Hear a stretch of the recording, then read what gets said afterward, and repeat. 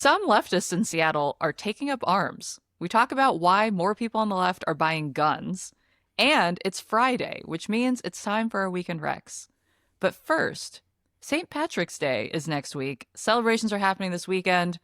As you all might guess, I am not Irish, and I have no horse in this race. But our guest, musician and music writer Devon Leger, has been playing Irish fiddle since age 15. Devon, welcome. Yeah, that's true. I've been playing it a heck of a long time, and I love Irish music. Also joining us is Marcus Harrison Green, founder of the South Seattle Emerald in Hinton Publishing. Marcus, what is your relationship to St. Patrick's Day? You know, I may not be Irish, but I definitely drink like I am. I'll tell you that. The one day a year where that is, encouraged in a way. Yeah. So, I mean, I feel like that is my main association with St. Patrick's Day. I do feel like many holidays, St. Patrick's Day has been flattened into certain ideas. Like, I think we don't always get into the Irish history and culture of it all. So I'm excited to hear more about that from you, Devon. So wait, how did you even get into playing Irish fiddle? Like, do you have Irish roots at all?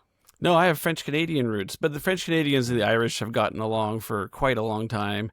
And my dad played it when I was a kid. He always loved Irish music, so I grew up hearing it.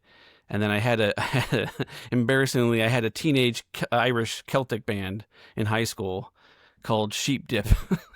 Why is that embarrassing? That sounds amazing. Yeah, it does. It was quite fun. I mean, I met my wife through it, so I can't complain. What's the origin? What was the origin of the name? I'm curious. Sheep dip. I have no idea. It was just like a quirky name. You know, a sheep dip is a thing where you like dip the sheep in flea dip, essentially, or you run them through a pot of a pool of flea dip. So I don't know. Okay. I was But it thinking was Lay's potato chips dipping into a sauce of some sort or something. Yeah, But no, anyway. not food related. Not food related. Okay. I like where your mind's at, though. Well, Devon, I know you've got your ear to the ground for St. Patrick's Day events in town that have Irish roots. Tell us a little bit about what's on your radar. Sure, yeah. I mean, St. Patrick's Day comes on a Tuesday this year, Right. so it's not as much fun for people. So pretty much everything is happening on the weekend. And yeah, starting off Friday, I would really recommend going to Connor Byrne. In fact, pretty much all the time, I would recommend going to Connor Byrne for Irish music. It's a pub in Ballard if you haven't been. It's actually a co-op now. Like it's a music co-op that puts on all kinds of shows. But Connor Byrne, for me, was always the epicenter of Irish music in Seattle. When I first came to Seattle like 20-some years ago, there were awesome Irish sessions where it wasn't even like a performance. People would just gather together and play music and have a pint and hang out with their friends.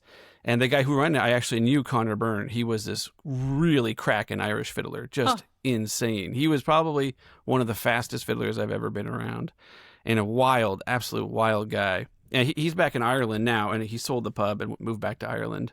And he has another pub in Ireland. But so Friday in the evening, there's a matinee show with Dale Russ and Nell Russ. Dale Russ is my most favorite Irish fiddler. I feel like there's not like a big Irish population that I know of in Seattle, but there's really great musicians that are hidden. They're really tucked away in their communities, and they're really beloved by the people who play Irish music, but I don't think other people know about them as much. And Dale's one of the best kept secrets. I mean, just his ornamentation on the fiddle is so beautiful. His phrasing, I mean, I'm a huge, huge fan. So Friday evening at Connor Byrne's, that's a really good one to start off with, I would say. Sweet. Yeah, speaking of like traditional Irish fiddle, so our creative producer, Liam Billingham, grew up in Boston, which, obviously a ton of Irish American events happening and like just culture and influence. And Liam was saying like he always has felt like Irish folk music has felt just kind of old fashioned. Mm-hmm. And it got us thinking about like, how are these artists keeping it real now? Like, how are they bringing that tradition into the modern age? Oh, yeah. I mean, what's happening right now in Ireland is absolutely fascinating. There's a bunch of different movements in Irish traditional music. The one that I really am interested in is this kind of anarcho-trance trad that's coming out of Dublin. Lankum is the best known one. They just did a really great Tiny Desk, NPR Tiny Desk. and it's like really fascinating. I mean, they're pretty much most of the musicians in Ireland are really strong in the Free Palestine movement. So there's some really great political stuff going on. Lancome are all anarchists, so there's really interesting politics there. And they have this incredible deep folklore in Dublin that's like really, really based on trance and kind of this transcendental performance of music. It's absolutely cutting edge. And Wait, tell me that phrase again. The genre? Anarcho, well, it's my name, but anarcho trance trad. Oh my God. It sounds like one of those titles that Spotify gives your playlist where you're like, what is that? But that's incredible. Yeah, and then in like pop news, I mean, Ed Sheeran's huge into Irish trad. He has one of his recent albums had a bunch of Irish trad. He tours with an Irish trad band. I think Boga was the band for a while. So, I mean, even at the highest levels, people are into Irish trad. Interesting. What else you got? Yeah, okay. So Saturday, March 14th. Saturday is what most stuff is happening. But I'm going to be going, I think, to the Anderson School in Bothell, and there's a band called Steeplechase. I'm really fascinated by this band. It's led by an artist called Hans Araki, and he's a really, really interesting person. He's an incredible Irish flute player and a wonderful singer, probably one of my favorite Irish singers. But so he's part Japanese and part Irish. So this is his Irish side. But his Japanese side, fascinatingly, he's a 6th-generation shakuhachi master from like one of the deepest lineages. He has a hereditary title that he inherited from his father, and he like tours all over the place with Japanese shakuhachi. So I think he's a really fascinating musician in person. And he has a band called Steeplechase that's going to be playing there at the Anderson School around in the afternoon. And then also Saturday, there's going to be a Ceilidh in Tacoma. So there's a Ceilidh in Tacoma. So if you're not into the drinking, this is a really fun thing to do because it gets you up and dancing. It's open to all kinds of beginners. And Irish Ceilidh dancing is really fun. It's not like the river dance, with the feet. Yeah, wait, I don't know anything about this form of dance. Can you describe what Sure, that it's like entails? a community dance. It's like a square dance or a contra dance. It's just the Irish version of it. It's like you kind of pair up like in a couple with a bunch of other couples, and you go through all these really fast movements. It's really fun. It's like a big kind of social dance, but they teach you how to do it, and the band is really good. Randall Bays is the fiddler, and he's one of the best Irish fiddlers in the area. And they brought up an accordionist from Portland who's a really hot accordionist. So it's like the Irish electric slide. You can just, that would not be unwelcome there, I imagine. Okay. If you want to bring it, they'll accept it. You're enticing me. Devin. Yeah. Marcus, sorry, go on. No, go ahead. I was going to ask Marcus, like, what do you usually do on St. Patrick's Day, if anything? The same thing I do every day, Jane. Let's go. I have an office at the Smith Tower, and below the Smith Tower is O'Donnell's, which is an Irish pub and sports bar, and they just recently reopened, coincidentally, in enough time for St. Patrick's Day, and so they completely are renovated on the inside. So I think I'll stop in, maybe after, during, and before work, and celebrate St. Patrick's Day with a Guinness or two, Nice. non-alcoholic, non-alcoholic for the early morning, and then probably they'll turn on the alcohol for the afternoon. But Yeah, anyway. good cover, Marcus. Yeah, we gotta cover our bases here. Devon, give us one more before we go. Sure. Well, I mean, the ultimate celebration is going to be at Connor Burns on Tuesday. It's going to be like practically the whole day is going to be Irish programming. I think between like 1 and 6 is going to be more of the traditional programming. They'll have Irish dancers there as well. And that's really that's where the city celebrates, in my mind, the real Irish St. Patrick's Day. And it's fun. It's big time. And Connor's is probably one of the more traditional Irish pubs in town. So I think that's probably going to be like the real center of Irish, but not all traditional. It's going to be lots of other stuff too. But Yeah, what's on the program? it's going to be a pipe band. There's going to be Irish rock bands, and there's going to be a young fiddler I like a lot called Leonard Jensen and Patrick Gunning. These are really, really good musicians in town. So yeah, I think in the afternoon is probably the more traditional stuff, like I said, and then the evening is going to be the Celtic rock.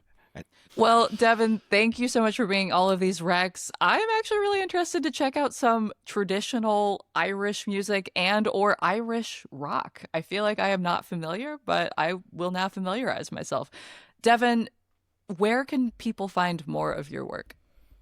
Oh, I'm on Instagram, Hearth Music, and I'm on TikTok as Hearth Music. So yeah, either of those. I'm a music journalist, but I'm kind of having fun doing journalism on social media these days.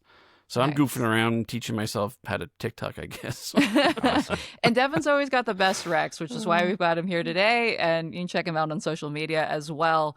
All right, let's take a break. And when we come back, we're talking about why more leftists are taking up arms. The right to bear arms has increasingly been seen as a key issue on the right. People who identify as Republicans are more than twice as likely as people who identify as Democrats to own a gun. Lately, though, more liberals and leftists are gun curious. Joining us to discuss is Sarah Stuteville, a mental health counselor, writer, and host of the podcast Mistakes Were Made.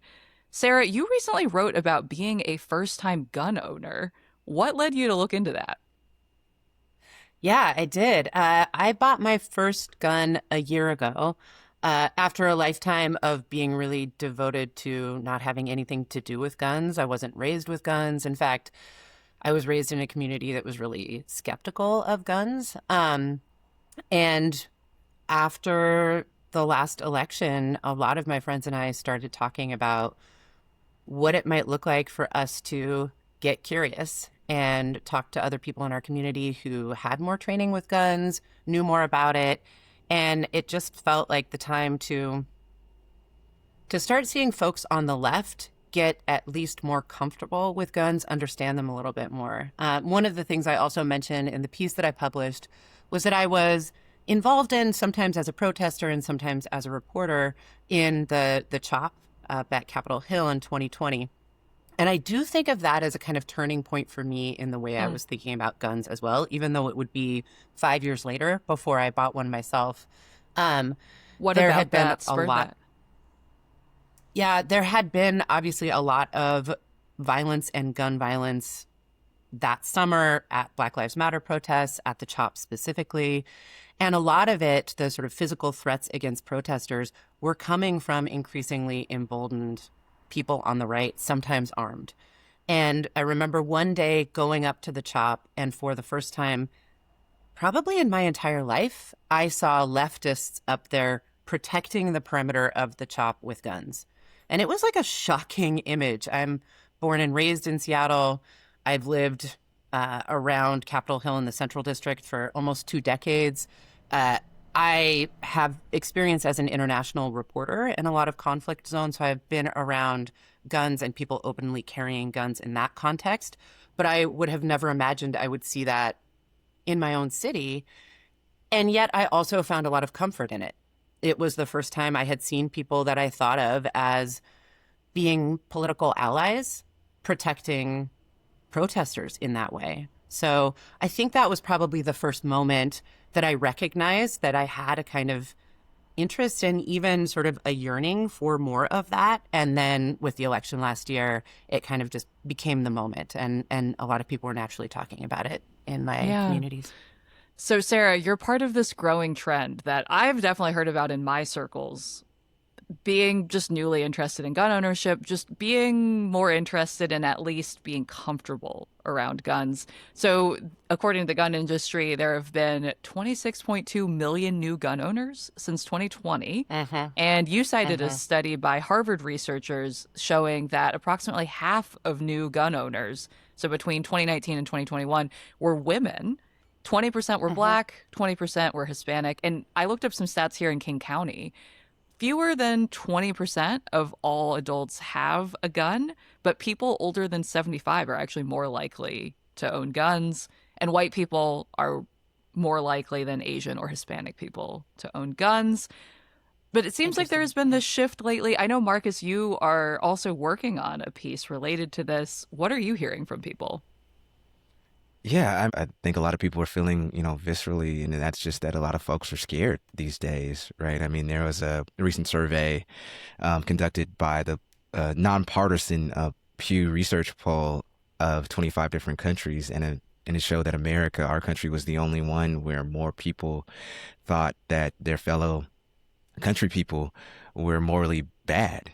And, when you add that to sort of this fear of each other that, isn't necessarily unfounded in the sense that you have marginalized groups that continue to be targeted, whether, folks of color, whether folks who are from immigrant communities, trans folks, You have a very legitimate concerns that you could be attacked. And, I was talking to somebody from my piece, and they were like, you realize the only time not the only time, but you realize what could kind of guarantee some level of safety back in the Reconstruction era for Black folks after, post Civil War, that can guarantee safety from lynching was that the fact that they were armed.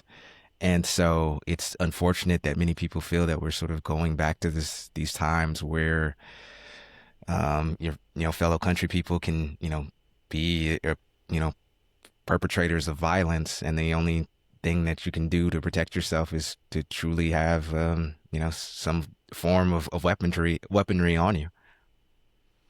So, Sarah, you had mentioned in your piece the Chekhov's gun of it all.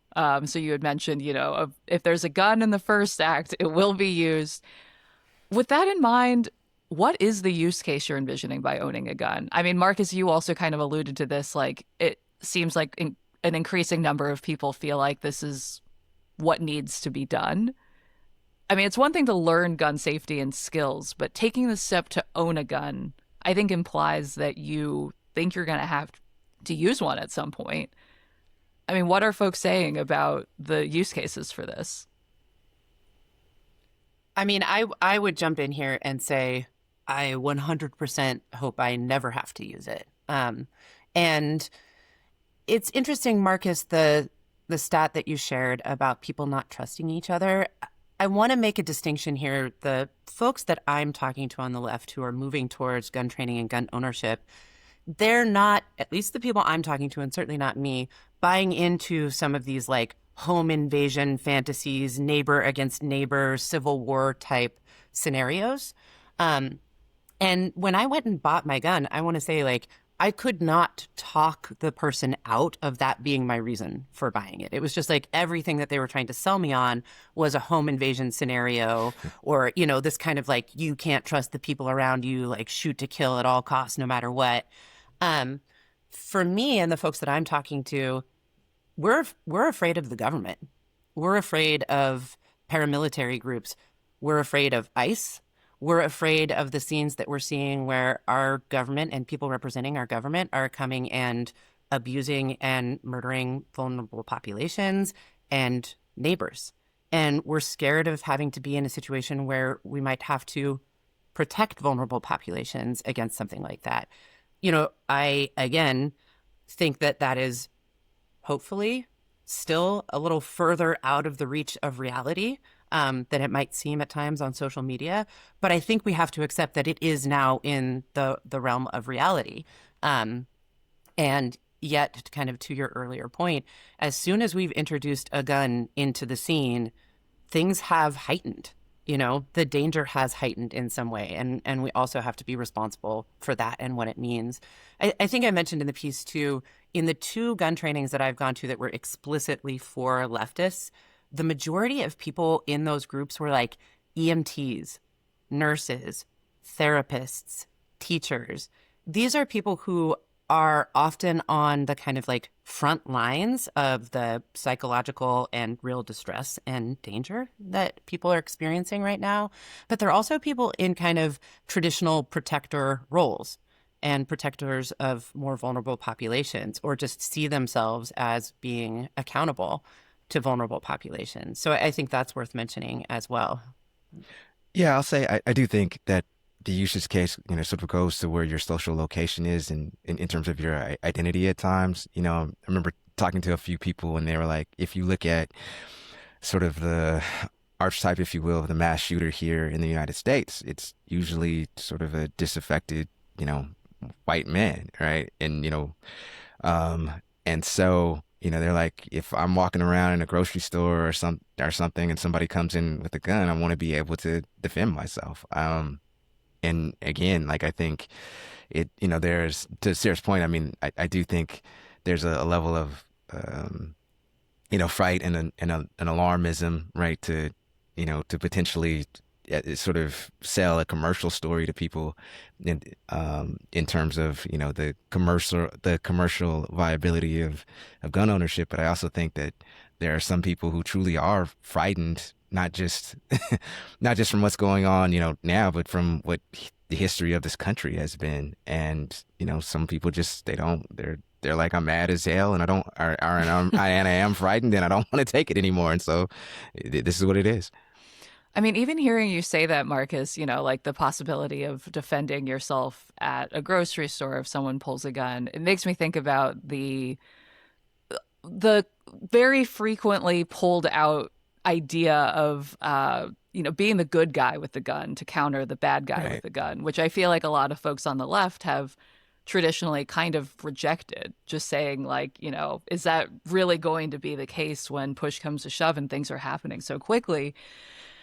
But at the same time, the little experience that I have had with guns, I took one gun safety class a while back. It really just gave me a respect for how much training you really need to be good with shooting, to have the skills to be quick and to react to that. So, I mean, I guess my question here is what kind of is the responsibility of people to safely potentially carry and to have any chance of being the good guy with the gun in that situation, like just in terms of gun safety and skills? Yeah, I mean, full disclosure, I am also on the board of the Alliance for Gun Responsibility here in Washington State. And so I did talk to the executive director of the Alliance, Renee Hopkins, about this very thing. And she said, it should be noted that, when you do purchase a gun and you have one in your household, that does, obviously heighten the risk that a gun can be used against you, that a gun can be used against somebody you love, that a gun can be stolen. So, I think you need to be very sober about those risks. That being said, if you are going to purchase a gun and have one in your house, you need to have a lockbox to store it in with the code that only you and somebody trusted knows. And you should also, to your point, be very well trained as much as possible, in knowing how to safely and correctly use your weapon. Yeah, I know starting next year, people in Washington will need a 5-year permit and evidence that they've recently taken a gun class to be able to own a gun. This was passed last year, goes into effect next year. When I took a gun class last year, the instructor of my class actually said he was moving to Arizona because of Washington's new restrictive laws around guns, and he felt like it was no longer a welcoming environment for gun owners, which that was interesting. So it's not just the millionaires who are absconding from Washington. Yeah, okay. Right.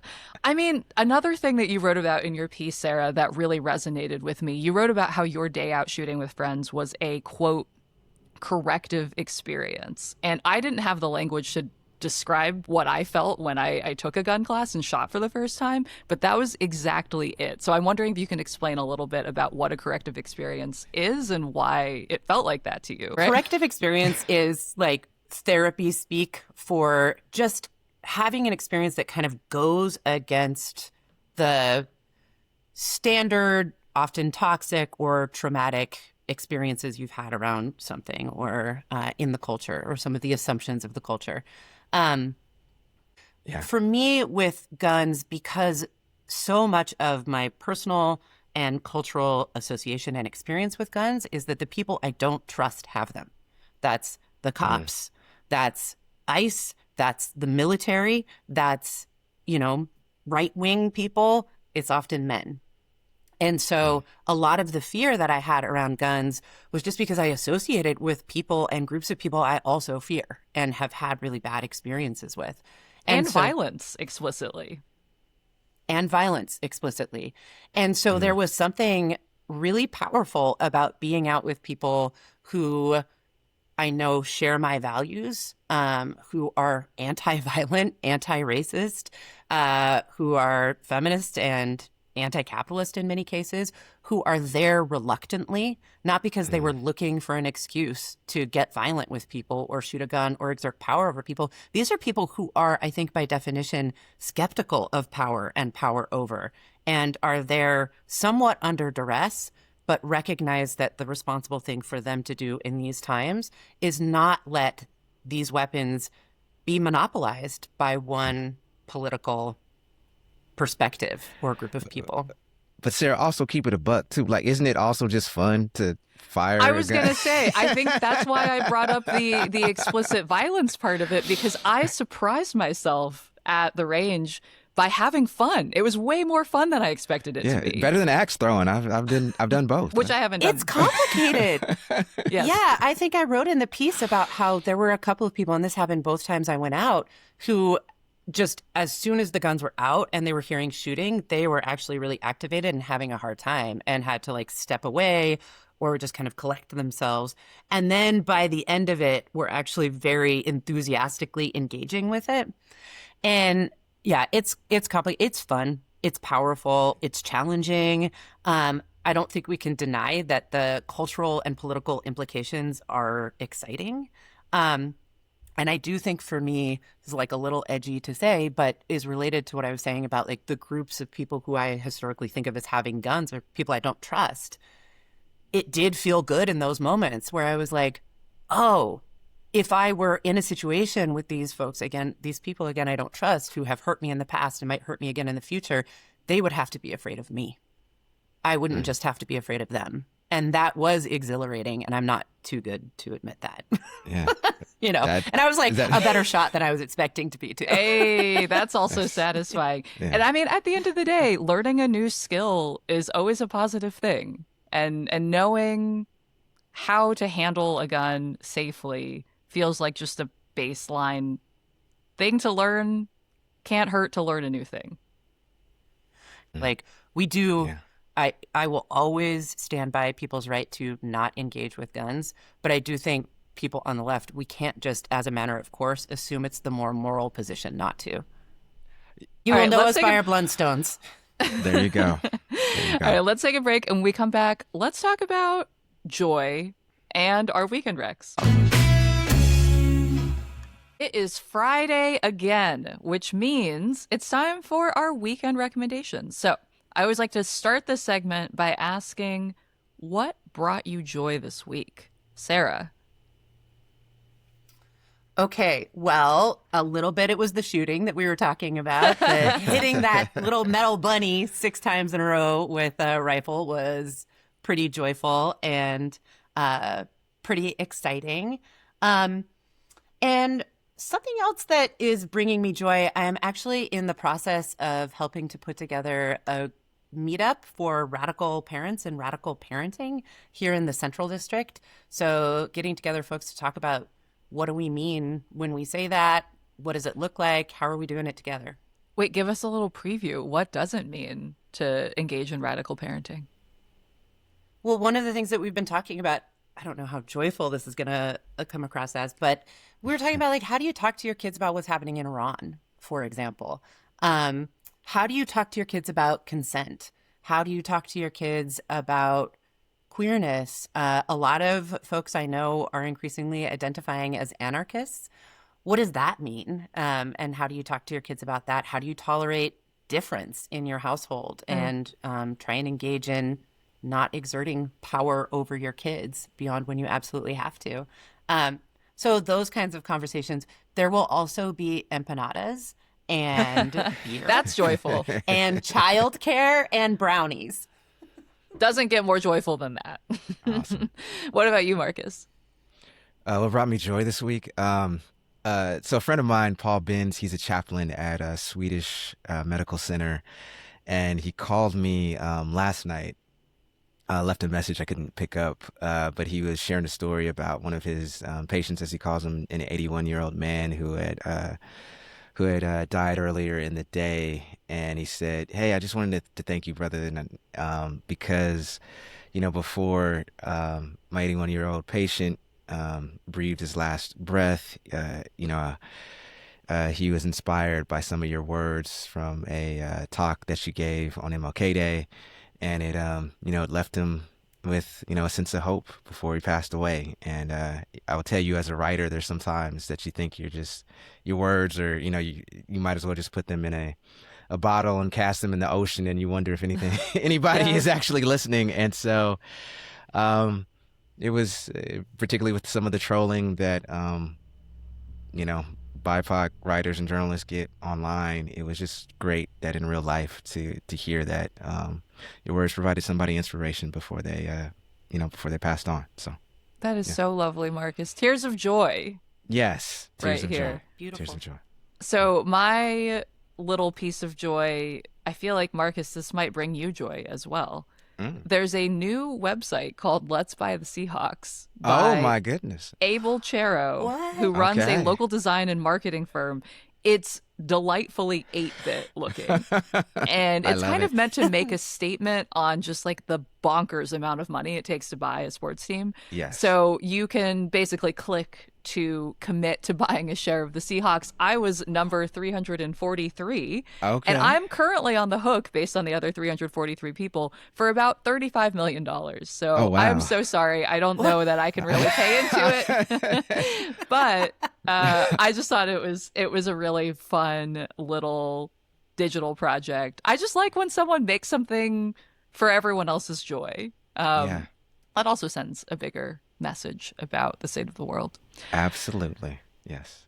So, also want to ask, what are you all up to this weekend? Anything that you recommend people check out? Restaurants, events, even just sitting on the couch? Yeah. So tomorrow, Saturday, I'm going to Black Voices Matter.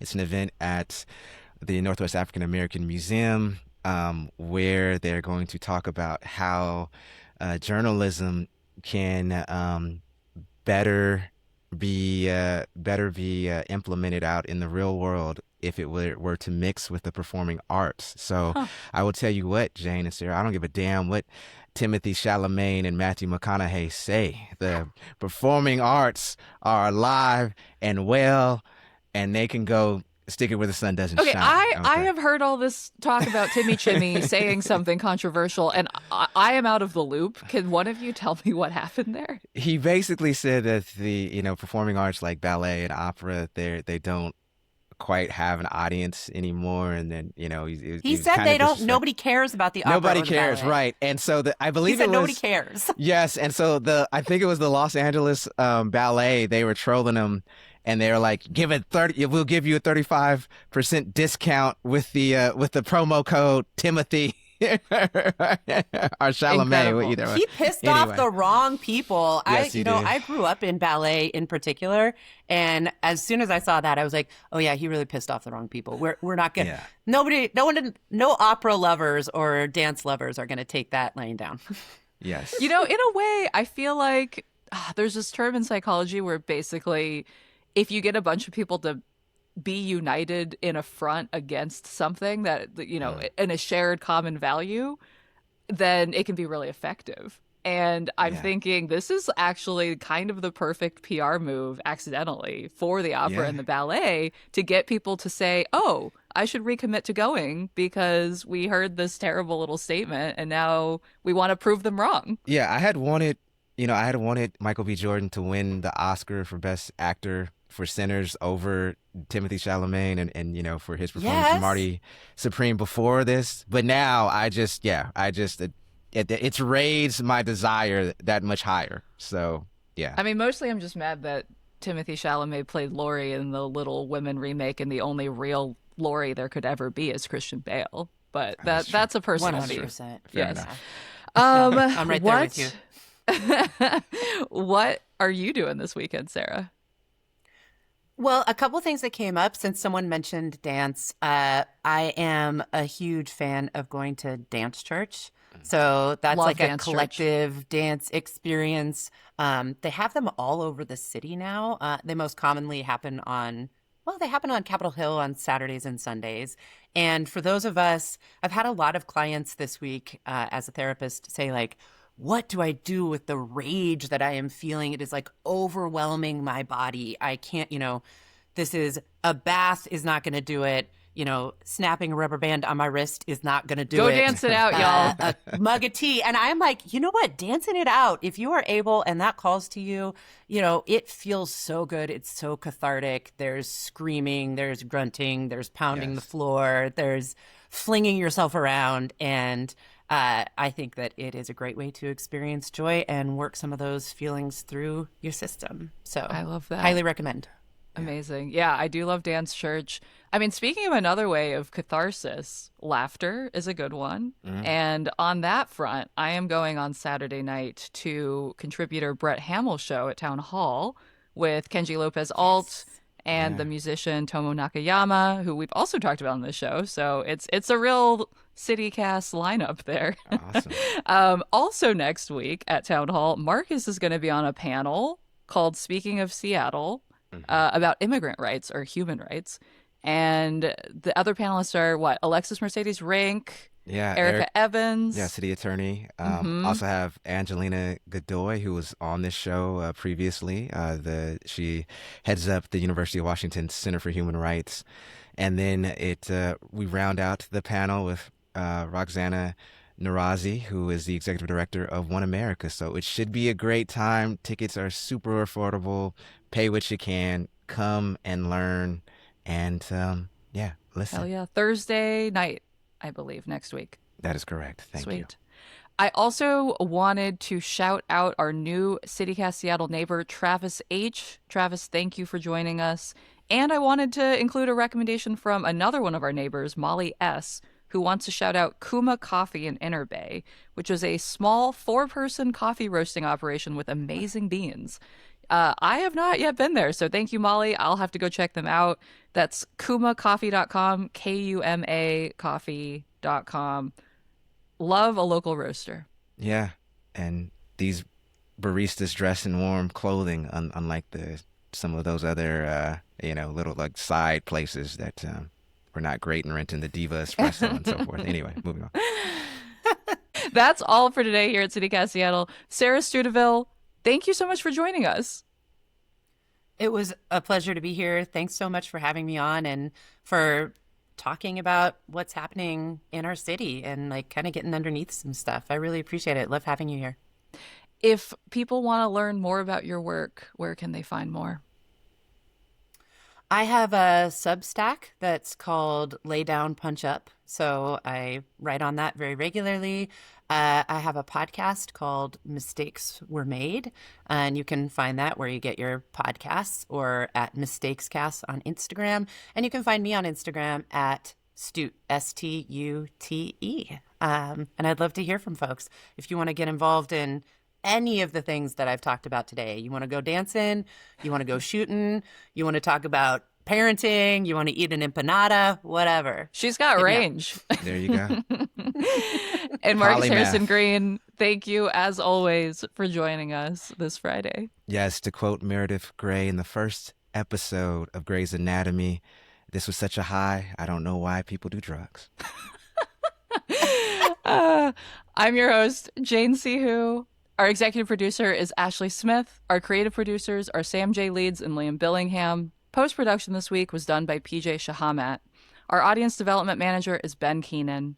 Music is by Aaron Taylor Waldman, All the Kimonos, and Los Mocachetes with additional mixing by Tyler Lindgren. And our ad music is by Sven Lindvall and Sarah, the instrumentalist from Epidemic Sounds via Getty Images. And listeners, thanks as always for joining us. Send us your weekend recs by sending an email to seattle@citycast.fm. You can also text us or leave us a voicemail on the CityCast hotline at 206-880-3931. We've got some really delightful messages this week, so thank you to everyone who wrote us. We're behind on our email like everyone is these days, but hope to get back to you soon. Until next week, see ya, Seattle.